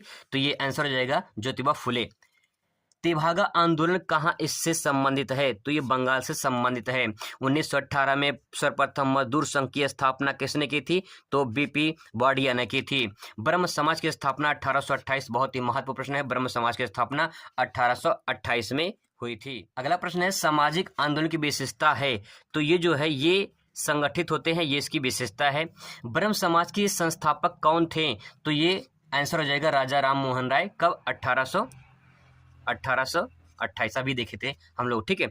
चंपारण सत्याग्रह का नेतृत्व किसने किया था? महात्मा गांधी जी ने किया था। ऑल इंडिया किसान सभा का उदय कब हुआ था? 1936 में हुआ था, ठीक है। इसके बाद तो सबसे महत्वपूर्ण प्रश्न यहाँ पे दिया गया है, आर्य समाज की स्थापना अगर पूछता है तो 1875 में और दयानंद सरस्वती ने किया था, ठीक है। यहाँ पे ध्यान रखिएगा, आर्य समाज की स्थापना दयानंद सरस्वती ने 1875 में, और ब्रह्म समाज की अगर बात पूछे तो राजा राम मोहन राय ने 1828 में, ठीक है। परिवार से क्या समझते हैं? अगर इस प्रकार क्वेश्चन पूछता है तो उसमें आंसर क्या लिखेंगे? परिवार समाज की वह केंद्रीय इकाई है जिसमें माता पिता, चाचा चाची, भतीजे भतीजी, पुत्र पुत्री आदि सम्मिलित रूप रहते हैं। मतलब दोस्तों यहाँ पे ये है कि ये परिवार है पूरा का पूरा। अब बात अलग है, वो एकल परिवार, एकांकी परिवार या संयुक्त परिवार अलग अलग होते हैं, लेकिन परिवार पूछा गया है तो परिवार में परिभाषा हम लिख सकते हैं, ठीक है। जैसे माता पिता और उनके बच्चे हो, ये भी परिवार है, लेकिन ये एकांकी परिवार की परिभाषा आप दे रहे हैं, तो इसलिए आपको ध्यान में रखना है कि ये भी परिभाषा परिवार को इंडिकेट करता है। हमको बस परिवार को परिभाषा देना है, एकांकी परिवार और संयुक्त परिवार को अलग अलग नहीं बताना है। यहाँ पे लिख सकते हैं परिवार समाज की केंद्रीय इकाई है जिसमें माता पिता, चाचा चाची, भतीजे भतीजी, पुत्र पुत्री आदि सम्मिलित रूप से रहते हैं। दोस्तों ये पूरा का पूरा जो है परिवार कहलाता है। अगर आपसे इसी में पूछ ले परिवार की विशेषताएं बताइए तो आप क्या लिख सकते हैं? देखिए विशेषताएं में क्या हो सकता है कि परिवार में कौन कौन सी बातें हमें देखने को मिलती हैं। एक परिवार में हमें क्या देखने को मिलता है? जैसे पति पत्नी का संबंध, यौन संबंध है, रक्त संबंध है, ठीक है। जैसे रक्त संबंध पिता पुत्री है ना, वैसे निवास संबंध है, आर्थिक सुरक्षा है, सामाजिक सुरक्षा है, सभ्यता और संस्कृति का ज्ञान है।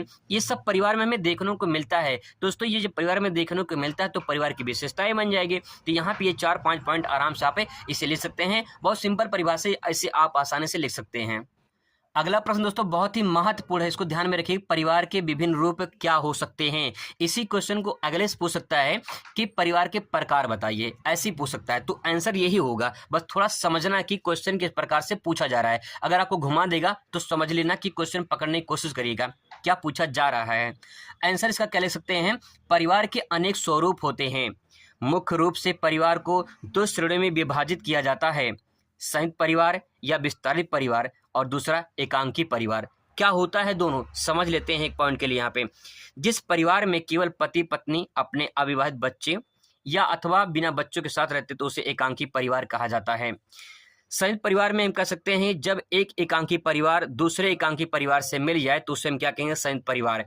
मतलब ये है कि आपके उसमें जो है चाचा चाची और जो है उसमें आपके बुआ है ना, और जो है आपके दादा दादी सब मिलकर जो है एक साथ रहते हैं तो कहेंगे एक संयुक्त परिवार कहलाता है। अगला प्रश्न दोस्तों बहुत ही महत्वपूर्ण, ध्यान रखिएगा। नातेदारी व्यवस्था से आप क्या समझते हैं? नातेदारी के भेद तथा श्रेणियां स्पष्ट कीजिए। इस क्वेश्चन का आंसर कैसे लिखेंगे? बहुत ही सिंपल है, रिलेशनशिप के बारे में पूछा जा रहा है। रिश्तेदारी क्या है, नातेदारी क्या है, इसके बारे में आप सभी अच्छे से जानते हैं। बस 2 पॉइंट आपको समझना है। साधारण शब्दों में नातेदारी व्यवस्था रिश्ते नाते के आधार पर बने मानवीय संबंधों की एक व्यवस्था है। नातेदारी बंधन व्यक्तियों के बीच के वे सूत्र होते हैं जो या तो वंश परंपरा के माध्यम से रक्त संबंधियों या विवाह के माध्यम से संबंध से जुड़े होते हैं। दोस्तों 2 पॉइंट आपको यहाँ पे नोट डाउन करना है। पहला पॉइंट यहाँ पे देखिए, यहाँ पे कहा गया है एक तो रक्त संबंधी, दूसरा विवाह संबंधी। दोस्तों जब कभी भी रिलेशनशिप बनता है तो 2 ही चीज में बनता है, पहला रक्त के आधार पे और दूसरा विवाह। यही 2 दोस्तों पॉइंट है। आप इस बात को ऐसे समझ सकते हैं जैसे मान लो एक लड़का है एक लड़की है, ठीक है।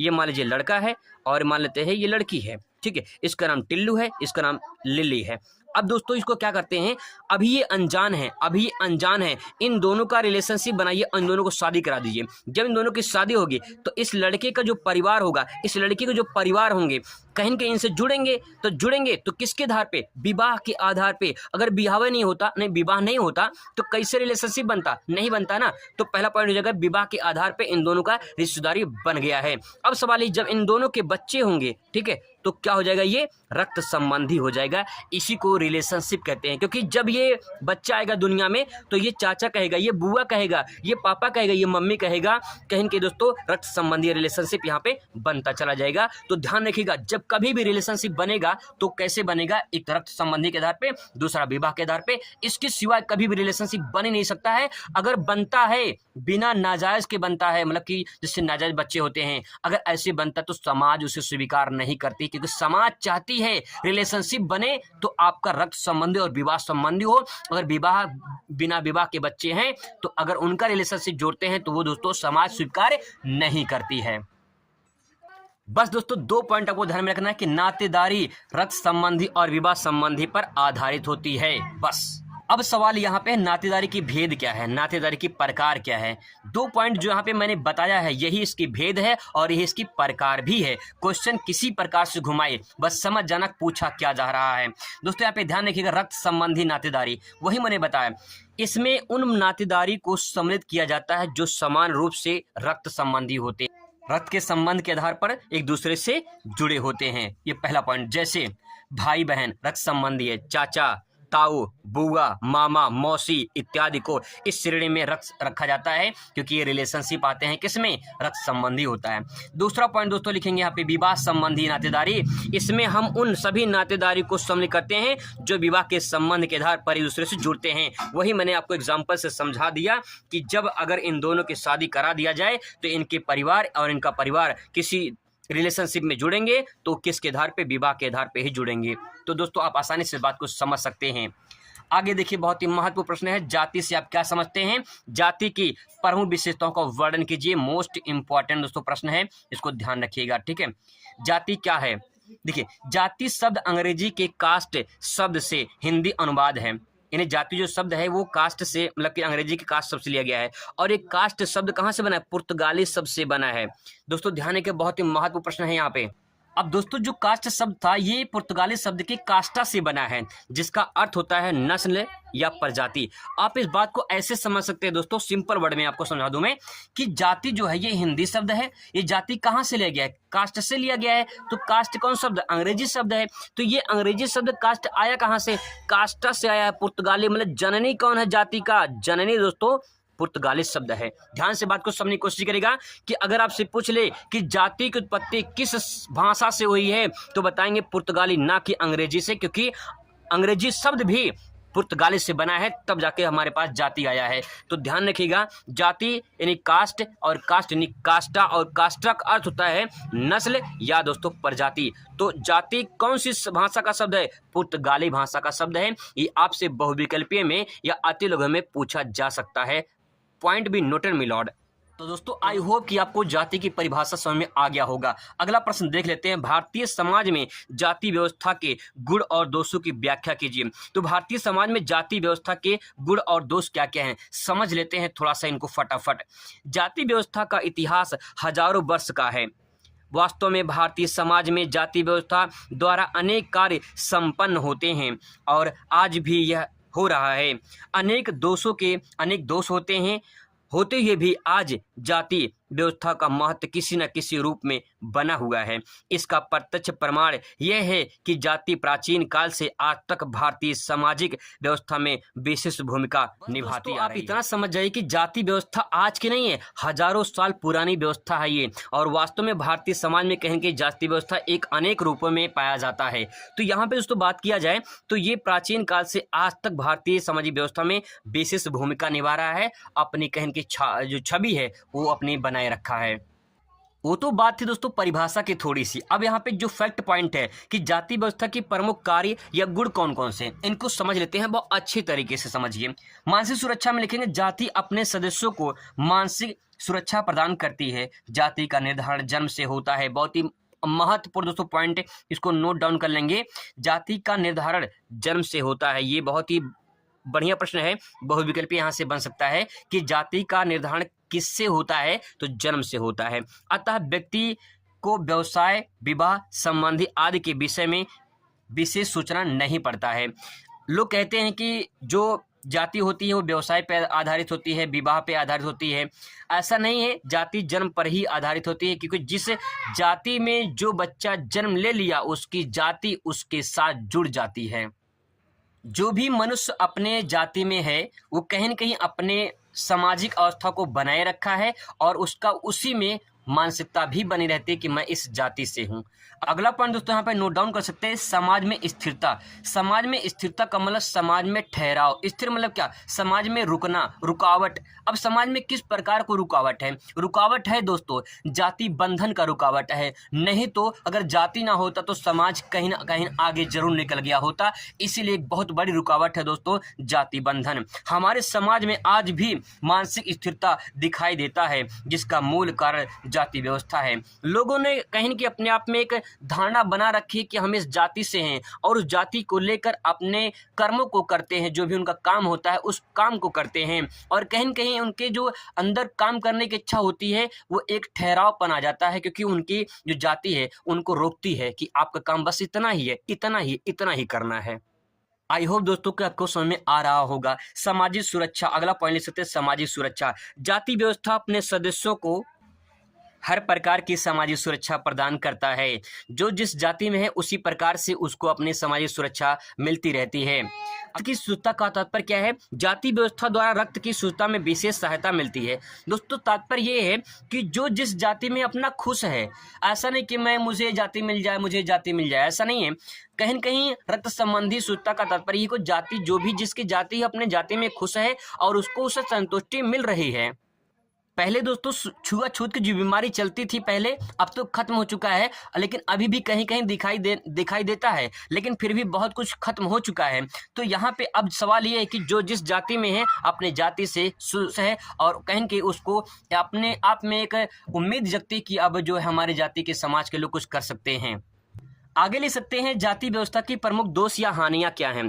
देखिए पहला है, इसमें पहला पॉइंट ले सकते हैं इसमें अप्रजातांत्रिक। दोस्तों इसका तात्पर्य है, प्रजा मतलब क्या? जनता, तंत्र मतलब जो जनता के पूरा का पूरा जो जनता का समूह है, समूह का जो संगठन बना हुआ है। जैसे आप जिस गांव में रहते हैं, जिस क्षेत्र में रहते हैं, वो आपके गांव के लोग समूह बनाए हुए हैं। मतलब आपके गांव में अलग अलग प्रकार के जाति के लोग रहते हैं और उनसे आपका गांव का समाज बना है। तो प्रजातंत्र मतलब जो प्रजा अलग अलग फैली हुई है वो अपने जाति के आधार पर अलग अलग बटी हुई है। अगर आपके गाँव में कोई पूर्वा है तो अलग अलग पूर्वे जाति के आधार पर भी बटे होते हैं। तो प्रजातांत्रिक का एक ऐसा दोष है कि जाति के आधार पे बंटना, ये भी जाति व्यवस्था का दोष है। अगला पॉइंट ले सकते हैं इसमें राष्ट्रीय एकता में बाधक। देखिए राष्ट्रीय एकता तभी हो सकती है जब जाति बंधन ना हो। जाति बंधन का तात्पर्य यह है कि कहीं न कहीं अगर जाति से जाति बंधन मिल रही है तो समस्या ये होती है कि राष्ट्रीय एकता यानी देश की एकता में कहीं न कहीं समस्या खड़ी हो जाती है कि हम इस जाति के तो हम क्यों हेल्प करें, हम उस जाति के तो हम क्यों मदद करें। तो ऐसी समस्या जब सामने आती है तो देश का जो है एकता में वो जो है एकता नहीं हो पाती है कहीं न कहीं। अगला पॉइंट नोट डाउन कर सकते हैं इसमें सामाजिक विघटन। सामाजिक विघटन का तात्पर्य दोस्तों ये है कि समाज में अलग अलग लोग जब रहते हैं, जाति व्यवस्था के लोग रहते हैं, तो कहीं की उसमें लड़ाई झगड़ा मारपीट होते रहते हैं। विघटन मतलब अलग अलग हो जाना, कहीं की समस्या होती रहती है, समाज में बुराइयां होती रहती हैं। एक जाति दूसरे जाति को कहीं नीचा दिखाता है, ऊपर मतलब उसे उठने नहीं देता है। तो कहीं कहीं विघटन अलग अलग बिखराव पड़े रहते हैं, अलगाव होते रहते हैं, लड़ाई झगड़ा होता रहता है। तो आप इस पॉइंट को उसमें नोट डाउन कर सकते हैं। अगला ले सकते हैं इसमें आर्थिक प्रगति में बाधक। देखिए कहीं कहीं जाति जो है वो कहीं कहीं उनकी सोच के ऊपर भी निर्भर करता है कि कहीं कहीं उनकी जो सोच है उसके आधार पर वो काम करते हैं और उनकी जो सोच है उनकी जाति से संबंधित होती है। इसीलिए उसको आर्थिक प्रगति कहेंगे विकास नहीं हो पाता है। तो ये विकास नहीं हो पाएगा तो कहीं कहीं उनका जो एक बहुत बड़ा कारण बनेगा वो जाति के आधार पर ही होता है। अगला पॉइंट लिख सकते हैं इसमें प्रतिभा का दुरुपयोग। जैसे कभी कभी होता है कि कोई जाति का है, उसकी प्रतिभा अच्छी है, जैसे मान लो कोई ए जाति का है, कोई बी जाति का है। मैं किसी जाति का नाम मैं यहाँ पे नहीं ले सकता क्योंकि यहाँ पे एक सामाजिकता के लिए खिलाफ होगा। तो यहाँ पे मान लेते हैं एक जाति है, एक बी जाति है, ठीक है। अब ए जाति वाला मान लेते हैं ये उच्च कैटेगरी का है और ये निम्न कैटेगरी का है, ठीक है। अब मान लेते हैं ये निम्न जाति वाला, अगर ये इसकी प्रतिभा मतलब विकसित हो गई, मतलब ये बच्चा जो है ब्रिलियंट हो गया और ये कहीं कहीं विद्यालय में टॉप कर दिया, तो क्या होगा, इसके जो प्रतिभा हो उसकी दुरुपयोग किया जाएगा, कहीं कि उसको नीचा गिरा के इस ऊंचे वाले व्यक्ति को ऊपर उठाया जाएगा। तो ये समस्या बनी रहती है, तो प्रतिभा का दुरुपयोग होता रहता है। तो दोस्तों ये सारे पॉइंट जाति व्यवस्था में आप इसे नोट डाउन कर सकते हैं। अगला प्रश्न दोस्तों बहुत ही महत्वपूर्ण है, अनुसूचित जाति की 3 समस्याएं बताइए। अनुसूचित जाति की यहाँ पे 3 समस्याएं क्या क्या है ये आपको नोट डाउन करना है। पहला पॉइंट लिखिए यहाँ पे, अनुसूचित जातियों के सम्मुख बड़ी समस्या अस्पृश्यता यानी छुआछूत। अस्पृश्यता मतलब छुआछूत की रही। यदि वर्तमान में इससे कमी आई है, मतलब कि जो पहले छुआछूत की जो कमी मतलब बहुत ज़्यादा थी छुआछूत, अब दोस्तों उसकी कमी देखने को मिल रही है, तो ये सबसे बड़ी समस्या थी, लेकिन अभी भी दिखाई पड़ती है। अगला देखिए, अनुसूचित जाति यानी SC ST की बात कही जा रही है, यहाँ पे तो बात SC की जाए। दूसरा पॉइंट ले सकते हैं, अनुसूचित जाति के लोग आर्थिक दृष्टि से पिछड़ी जाति। अगला पॉइंट दोस्तों में ले सकते हैं, अनुसूचित जाति के लोग आर्थिक दृष्टि से पिछड़ी स्थिति में हैं, निर्धनता इनके लिए अभिशाप बनी हुई है। ये बहुत बड़ी समस्या है, अनुसूचित जाति के लोग निर्धनता के शिकार हुए हैं, कहीं न कहीं उनकी जो कार्य करने की क्षमता है वो करना चाहते हैं, लेकिन कहीं जाति जो है वो उनको पीछे कर देती है। अगला पॉइंट ले सकते हैं इसमें, अनुसूचित जाति के लोगों को आवास की समस्या का भी सामना करना पड़ता है। आवास की समस्या जो है, कहीं के इनके पास घर नहीं होता है, और जो घर मिलते हैं तो कभी कभी ऐसा हो जाता है जो पात्र है, समाज में यही तो होता है, जो पात्र है उसको नहीं मिलता है, जो अपात्र है उसको मिल जाता है, तो यही सबसे बड़ी समस्या है। अगला प्रश्न दोस्तों देख सकते हैं, दिव्यांग से आप क्या समझते हैं? दिव्यांग से आप क्या समझते हैं, या दिव्यांग किसे कहते हैं, दिव्यांग क्या है? किसी प्रकार से क्वेश्चन पूछे, आंसर यही होगा, जो व्यक्ति किसी कारणवश शारीरिक रूप से अपंग हो उसे अपाहिज या विकलांग पुकारने के स्थान पर सम्मान पूर्वक दिव्यांग कहा जाता है। दोस्तों ये पॉइंट आप ध्यान में रखिएगा कि दिव्यांग क्या है, तो आप इतना समझ जाइएगा, जो व्यक्ति किसी भी कारणवश शारीरिक रूप से अपंग या अपाहिज हो उसे विकलांग पुकारने के स्थान पर सम्मान पूर्वक जो है दिव्यांग कहा जाता है। अगला प्रश्न दोस्तों नोट डाउन कर सकते हैं, बहुत ही महत्वपूर्ण प्रश्न है, सामाजिक अपवर्जन या बहिष्कार से आप क्या समझते हैं? इस प्रश्न का उत्तर कैसे लिखेंगे? क्वेश्चन कई प्रकार से आपसे पूछ सकता है। सामाजिक अपवर्जन या बहिष्कार वह तौर तरीके हैं उनके माध्यम से किसी व्यक्ति या समूह को समाज में पूरी तरह से घुलने मिलने से रोकता है तथा अलग या बहिष्कार की प्रकृति अनैच्छिक होता है। ऐसे भी कर सकते हैं, सामाजिक अपवर्जन बहिष्कार की प्रकृति अनैच्छिक होता है, अर्थात यह बहिष्कार लोगों की इच्छाओं के विरुद्ध कार्यवाहित होता है। दोस्तों इस बात को बहुत सिंपल तरीके से आप ऐसे समझ सकते हैं, देखिए समाज में हमारे ऐसी बुराइयां बहुत ज़्यादा पनप रही हैं, जैसे समाज में क्या होता है, अपने ही गांव में अपने ही गांव के पड़ोसी के साथ में जो संबंध हो जाता है, जो रिलेशनशिप बन जाता है, जैसे मान लो कोई लड़का लड़की इनका रिलेशनशिप बन गया, संबंध बन गया, तो अब अगर मान लेते हैं इनका संबंध बनने से अगर इनकी ज़िंदगी में एक बच्चा आ जाता है, ठीक है, बिना शादी के, तो क्या इस बच्चे को समाज स्वीकार करेगा? स्वीकार नहीं करेगा, बल्कि इस बच्चे के साथ इन दोनों को भी समाज बहिष्कार कर देगा, बाहर निकाल देगा कि जाओ हमारे गांव से, तुम यहाँ से भाग जाओ। अगर इस समाज स्वीकार नहीं करता है तो इसी क्रिया को दोस्तों बहिष्कार या अपवर्जन कहेंगे। बहुत सिंपल वर्ड में आप आसानी समझ सकते हैं कि समाज जिसे स्वीकार नहीं करता है, जिस बात को स्वीकार नहीं करता है, जिस समूह या समुदाय जिस व्यक्ति को स्वीकार नहीं करता है, उसे कहते हैं सामाजिक बहिष्कार या सामाजिक अपवर्जन। बहुत सिंपल वर्ड में लिख सकते हैं। अगला प्रश्न दोस्तों यहाँ ले सकते हैं, जनजातीय कल्याण के लिए किए गए सरकारी प्रयासों की विवेचना कीजिए। तो जनजातीय कल्याण के लिए क्या सरकार ने प्रयास किए हैं, उससे आपको ऐसा वही क्वेश्चन पूछ सकता है, तो उसका आंसर कैसे लिखेंगे? जनजातीय उत्थान तथा कल्याण के लिए किए गए मुख्य सरकारी संवैधानिक प्रयास अगर लिखित है। अब दोस्तों यहाँ पे देखिए क्या क्या पॉइंट यहाँ पे नोट डाउन कर सकते हैं। पहला पॉइंट, लोकसभा तथा राज्य विधानमंडलों में इनके लिए स्थान आरक्षित किए गए हैं। पहला पॉइंट यहाँ पे दोस्तों ये हो जाएगा कि लोकसभा और राज्य विधानमंडल में इनके लिए जनजाति के लिए आरक्षित किए गए हैं। दूसरा पॉइंट ले सकते हैं, सरकारी सेवाओं में आरक्षण प्रदान किया गया है, यानी इनको क्या किया गया है, आरक्षण प्रदान किया गया है सरकारी सेवाओं में। तीसरा पॉइंट ले सकते हैं, जनजातीय क्षेत्रों में प्रशासन हेतु कल्याण व सलाहकार एजेंसियां स्थापित की गई हैं। ये बहुत महत्वपूर्ण पॉइंट हो जाएगा। अगला पॉइंट लिखिए, यहाँ पे ले सकते हैं, संवैधानिक संरक्षणों के क्रियान्वयन के जांच हेतु संसदीय समिति गठित किया गया है। तो ये भी दोस्तों बहुत महत्वपूर्ण पॉइंट हो जाएगा। 5 पॉइंट ले सकते हैं आप यहाँ पे, राज्यों में कल्याण विभागों की स्थापना की गई है, यानी राज्यों के कल्याण के लिए विभागों की स्थापना की गई है जो जनजातीय कल्याण कार्यों की देखरेख करेंगी। तो यहाँ पे दोस्तों बात ये की कि किस प्रकार से आपको यहाँ पे लिखना है कि जनजातीय कल्याण के लिए सरकार ने क्या क्या कदम उठाए हैं। तो कदम बहुत सारे उठाए हैं, यहाँ पे आप देख सकते हैं पॉइंट को, इन सारे पॉइंट को आप नोट डाउन कर सकते हैं। अब इसके बाद दोस्तों महत्वपूर्ण प्रश्न देखिए, सामाजिक स्तरीकरण किसे कहते हैं, इसकी प्रमुख विशेषताओं को बताइए। तो सबसे पहले यहाँ पे 1 नंबर सवाल यहाँ मिल सकता है आपको कि सामाजिक स्तरीकरण क्या है, इसके बारे में पहले बताइए। चलिए समझते हैं सामाजिक स्तरीकरण क्या है। आपको हेडिंग डाल देना है सामाजिक स्तरीकरण और लिखना है संसार में कोई भी समाज ऐसा नहीं है जिसमें सभी व्यक्ति एक समान हो, अर्थात ऊंच नीच की भावना प्रत्येक समाज में किसी रूप में पाई जाती है। धन दौलत प्रतिष्ठा तथा जनता का वितरण प्रत्येक समाज में असमान रूप से पाया जाता है तथा इसी असमानता वितरण के लिए समाजशास्त्र में सामाजिक स्तरीकरण का सदप्रयोग किया गया है। यदि विभिन्न श्रेणियों में उच्च नीच का आभास होता तो यह स्तरीकरण है। दोस्तों यहाँ पे बस आप इतना समझिए कि समाज में उतार चढ़ाव जो देखने को मिलता है, समाज में जो अलगाव देखने को मिलता है, समाज में जो अलग अलग कैटेगरी जो बटी हुई है वो क्यों है, वो कहीं न कहीं ये सामाजिक स्तरीकरण को ही बताता है। बस उस समाज में हमें कहीं न कहीं ऊंच नीच की भावना या फिर जो है धन दौलत या प्रतिष्ठा के आधार पर जो वितरण हमें दिखाई देता है, जो अलगाव दिखाई देता है, जो असमानता देखने को मिलता है, यही सामाजिक स्तरीकरण है। आप ऐसे समझ लीजिए कि आपके समाज में आपकी क्या पहचान है, आपके समाज में आपकी जो घर है उसकी क्या पोजीशन है, आपके समाज में जो आपका जो रिलेशनशिप बन है वो किस प्रकार से है, कितना ऊंच नीच का भावना देखने को मिलता है, इसका जो अंतर होगा, जो असमानता होगा, यही सामाजिक स्तरीकरण कहलाता है। दोस्तों सामाजिक स्तरीकरण का मतलब एक स्तर के बाद दूसरा स्तर जो आता है, कहीं न कहीं एक उच्च जाति एक नीची जाति का जो सामाजिक स्तर देखने को मिलता है और कहीं न कहीं एक धनवान एक गरीब के जो सामाजिक स्तर देखने को मिलता है, ये सारे कारण सामाजिक स्तरीकरण में आप लिख सकते हैं। इस परिभाषा को दोस्तों ऐसे भी आप ले सकते हैं कि उसमें समानता यानी सामाजिक स्तरीकरण में समानता और असमानता दोनों पाई जाती हैं, जैसे आयु लिंग योग्यता आदि के आधार पर भी यह असमानता देखने को मिलती है।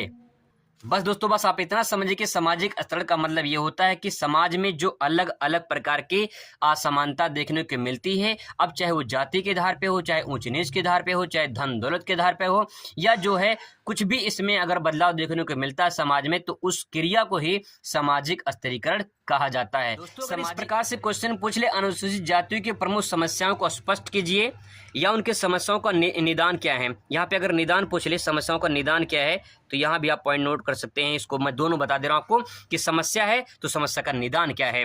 देखिए अनुसूचित जाति के प्रमुख समस्याएं हैं, पहले समस्या देख लीजिए। अस्पृश्यता की समस्या मतलब छुआछूत की समस्या। दूसरा लिख सकते हैं इसमें सार्वजनिक पूजा के स्थानों पर जैसे मंदिरों में प्रवेश नहीं कर सकना, ये इनकी जो है कहने की एक सबसे बड़ी समस्या थी। धार्मिक क्रियाओं का जो है संपादन नहीं कर सकते थे ये सब, तो यहाँ पे एक बहुत बड़ी समस्या थी इनके लिए। अगला पॉइंट लिख सकते हैं इसमें सार्वजनिक कुओं तालाबों का प्रयोग नहीं कर सकते थे, ये भी बहुत बड़ी समस्या थी। सार्वजनिक स्थलों जैसे होटलों जलपान गृहों मनोरंजन के स्थलों पर प्रवेश करना इनका वर्जित था। इसके अतिरिक्त आर्थिक दृष्टि से अस्पृश्य जातियों के व्यवसाय जो थे वो भी चयन के स्वतंत्र नहीं होने मतलब कार्रवाई। अगला पॉइंट लिख सकते हैं सार्वजनिक कुओं व तालाबों का प्रयोग नहीं कर सकते थे, ये भी बहुत बड़ी समस्या थी। सार्वजनिक स्थलों जैसे होटलों जलपान गृहों मनोरंजन के स्थलों पर प्रवेश नहीं कर पाना इनकी सबसे बड़ी समस्या थी। इसके अतिरिक्त आर्थिक दृष्टि से अस्पृश्य जातियों का व्यवसाय जो था उसका चयन भी करने में इनको स्वतंत्रता नहीं मिलती थी, तो ये सबसे बड़ी समस्या थी। अब इसका निदान देख लीजिए, निदान क्या हो सकता है। निदान में कह सकते हैं कि निदान हेतु प्रयास क्या क्या किए गए हैं। जैसे संवैधानिक प्रयास किया गया है, जैसे छुआछूत अस्पृश्यता को अनुच्छेद 17 के तहत जो है खत्म कर दिया गया है, तो ये सबसे बड़ी यहाँ पे उपलब्धि थी। अस्पृश्यता का अपराध अधिनियम 1955 लागू किया गया। आर्थिक अधिकार दिया गया इनको। सरकारी नौकरियों में स्थान दिया गया। शिक्षा का संबंधी जो है व्यवस्थाएं वो दी गई, तो इससे कहीं की बदलाव देखने को मिला और उनका कुछ निदान हुआ। अगले प्रश्न लिख सकते हैं यहाँ पे सांस्कृतिक विविधता से क्या आशय है। सांस्कृतिक विविधता क्या है, इसके बारे में क्वेश्चन पूछ सकता है आपसे, ध्यान रखिएगा। सांस्कृतिक विविधता से आशय उस स्थिति से है जब किसी देश या क्षेत्र में एक ही समय पर अनेक सांस्कृतिक विशेषताएं पाई जाती हों। सांस्कृतिक विविधता वाले समाज या देश में रहन सहन खान पान धार्मिक भाषागत एवं भौगोलिक विचारधाराओं तथा कलाओं की विविधता पाई जाती है। सांस्कृतिक विविधता का मतलब ये दोस्तों होता है, विविधता का मतलब भिन्नता। एक ही क्षेत्र में एक ही देश में अलग अलग प्रकार की आपको संस्कृति देखने को मिलती है। जैसे कि भारत में अलग अलग राज्यों में अलग अलग संस्कृति देखने को मिलती है, तो उसको सांस्कृतिक विविधता कहते हैं। मतलब एक देश में एक क्षेत्र में जब हमें अलग अलग संस्कृति देखने को मिले। विविधता का मतलब दोस्तों आप यही कह सकते हैं कि भिन्नता, किस प्रकार की भिन्नता, सांस्कृतिक। तो अलग अलग प्रकार की जो देश में संस्कृति पाई जाती है उसी को सांस्कृतिक विविधता कहते हैं। बस काम खत्म। अगला प्रश्न देखिए, डब्ल्यू.सी. स्मिथ के अनुसार संप्रदायवाद या सांप्रदायिकता से क्या आशय है? बहुत ही महत्वपूर्ण प्रश्न है दोस्तों, सांप्रदायिकता से क्या आशय है? देखिए, डब्ल्यू.सी. स्मिथ है ये। अगला प्रश्न दोस्तों देख सकते हैं, डब्ल्यू.सी. स्मिथ के अनुसार सांप्रदायवाद या सांप्रदायिकता से क्या आशय है? बहुत ही महत्वपूर्ण प्रश्न है। डब्ल्यू.सी. स्मिथ ने सांप्रदायिकता को स्पष्ट करते हुए लिखा है, एक सांप्रदायिक व्यक्ति अथवा व्यक्ति का समूह वह है जो प्रत्येक धार्मिक अथवा भाषाई समूह को ऐसे पृथक या सामाजिक व राजनीतिक इकाई को मानता है जिसके हेतु अन्य समूहों से पृथक होते हैं और उनके विरोध भी हो सकते हैं। ऐसे ही व्यक्तियों या व्यक्ति के समूह के विचारधारा को सांप्रदायिकता या सांप्रदायवाद कहकर संबोधित किया जाता है। आप इतना समझ जाइए कि सांप्रदायिकता या संप्रदायवाद क्या है। जब कोई भी संप्रदाय, जैसे कोई समूह है व्यक्तियों का, उनका संप्रदाय अलग है, दूसरे व्यक्ति का संप्रदाय अलग है, तो क्या करेंगे, जब व्यक्तियों का संप्रदाय अलग अलग विचारधारा उनकी बटी हो, अलग अलग हो, तो उसे हम सांप्रदायिकता या संप्रदायवाद कहते हैं। ठीक है, जैसे कि हिंदू, मुस्लिम, सिख, ईसाई, इनकी संप्रदाय अलग अलग है, तो इनका व्यक्तियों का समूह भी अलग अलग देखने को मिलता है। तो क्या है, इनका संप्रदाय अलग है, हिंदू का संप्रदाय अलग है, मुस्लिम का अलग है, सिख का, ईसाई का अलग अलग है। तो ऐसे संप्रदाय को समूह जो उनकी जो विचारधारा है उसी को संप्रदायवाद कहा जाता है। अगला प्रश्न दोस्तों है, क्षेत्रवाद का क्या अर्थ है? क्षेत्रवाद की अवधारणा का प्रयोग संकुचित और विस्तृत दोनों रूप में किया जा सकता है। संकुचित रूप में इसका प्रयोग स्थानीय हेतु के प्रति विशेष लगाव और विस्तृत रूप में केंद्र के प्रति आंदोलन की इंगित करने के लिए किया जाता है। क्षेत्रवाद का मतलब दोस्तों बस इतना हो जाएगा कि जैसे मान लो यूपी वाले चाह रहे हैं कि हम यूपी के लोग हैं, अगर महाराष्ट्र में वो जाते हैं तो महाराष्ट्र वाले इनके साथ अगर कहीं अत्याचार करते हैं तो कहें कि ये क्षेत्रवाद है। ठीक है, अगर आप कहीं मान लो कि आप हिमाचल प्रदेश जाते हो तो हिमाचल प्रदेश अगर आपके साथ कोई अत्याचार करते हैं तो आप ये क्या है, ये क्षेत्रवाद है। तो क्षेत्रवाद का मतलब दोस्तों ये है कि यहाँ पे कोई भी स्थानीय तरीके से या केंद्र की तरफ से या राज्य की तरफ से कोई अगर आंदोलन देखने को मिलता है तो इसी को क्षेत्रवाद कहते हैं। जो इतना भाषा लिखा हुआ है उसकी 2 लाइन में परिभाषा आप लिख सकते हैं।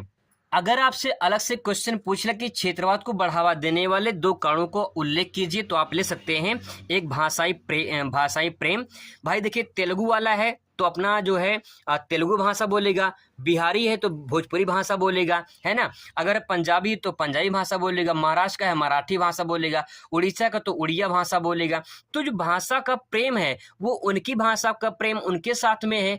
तो अगर महाराष्ट्र जो है, महाराष्ट्र का कोई व्यक्ति रहेगा तो मराठी भाषा बोलेगा, उसको मराठी भाषा से प्यार होगा। तो कहीं न कहीं जो प्रेम है भाषा के प्रति, ये क्षेत्रवाद का कारण बनता चला गया है। ठीक है, बात समझ में आई। अगला पॉइंट सकते हैं, असंतुलित आर्थिक विकास। क्षेत्रवाद के उद्भव में देखा जाए तो ये सबसे बड़ा कारण है असंतुलित आर्थिक विकास। लोग मुंबई, दिल्ली, आंध्र प्रदेश या फिर जो है चेन्नई उन्हें कमाने क्यों जाते हैं? वहाँ पे कमाने इसलिए जाते हैं क्योंकि वहाँ पे जो है कहीं के लोगों को रोजगार मिल जाता है, कंपनियां बहुत सारी हैं, लोगों को रोजगार मिल जाता है, उनसे अपनी आर्थिक जीवन चलती रहती है। तो अब सवाल है कि यूपी बिहार में उतना ज़्यादा आर्थिक विकास नहीं हो पाया है, तो कहीं के लोग, यूपी बिहार के लोग कमाने जाते हैं बाहर, तो जो कमाने जाएंगे तो वहाँ के लोग अत्याचार करेंगे, मतलब कि क्षेत्रवाद का अपनाएंगे। तो ये पॉइंट देखिए, कल्याणकारी राज्य से क्या आशय है? कल्याणकारी, दोस्तों प्रश्न समझिए कि पूछना क्या चाह रहा है। कल्याणकारी राज्य से आशय व्यवस्था से है, उस व्यवस्था से यहाँ पे होना चाहिए, उस व्यवस्था से है। ठीक है, उस व्यवस्था से है जिसमें हर प्रकार के भेदभाव को छोड़कर जनसाधारण की अधिक से अधिक मौलिक आवश्यकताओं तथा सुविधाओं की पूर्ति करने में सर्वोच्च प्राथमिकता दी जाती है। दोस्तों यहाँ पे बस इतना समझिए, जब किसी राज्य का कल्याण होगा तो किस प्रकार से होगा? जब कहीं न कहीं सभी भेदभाव को छोड़ दिया जाए, सारे भेदभाव, जाति बंधन मुक्त कर दिया जाए, सब कुछ छोड़ दिया जाए, तभी कहीं न कहीं किसी भी देश का जो है वो विकास हो पाएगा, तब जाके वो राज्य कल्याणकारी राज्य कहलाएगा। जब वहाँ पे कुछ भी छुआछूत भेदभाव सब कुछ खत्म कर दिया जाएगा, तब जाके किसी देश का कल्याण हो सकता है। और जब देश या राज्य का कल्याण होगा तो कहीं न कहीं विकास अपने आप होता चला जाएगा। तो दोस्तों ये कुछ महत्वपूर्ण प्रश्न थे जिसे आपको रिवीजन कर लेना है, फटाफट बस रिवीजन कर लेना है।